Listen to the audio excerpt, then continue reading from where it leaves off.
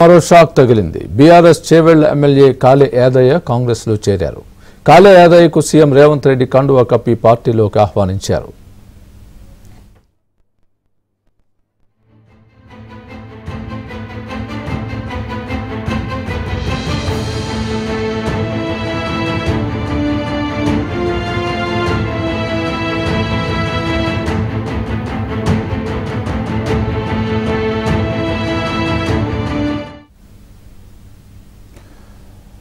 BRS కు మరో shock తగిలింది. బీఆర్ఎస్ చేవెళ్ల ఎమ్మెల్యే కాళే యాదయ్య కాంగ్రెస్ లో చేరిపోయారు. కాళే యాదయ్యకు సీఎం రేవంత్ రెడ్డి కండువా కప్పి పార్టీలోకి ఆహ్వానించారు.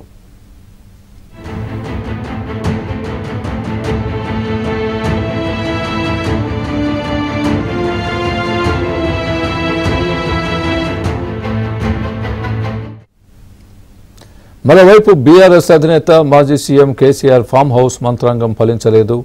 ఆయన బుజ్జగింపులు పనిచేయడం లేదు. కేసీఆర్ను కలిసిన తర్వాత కూడా ఎమ్మెల్యేలు పార్టీని వీడుతున్నారు.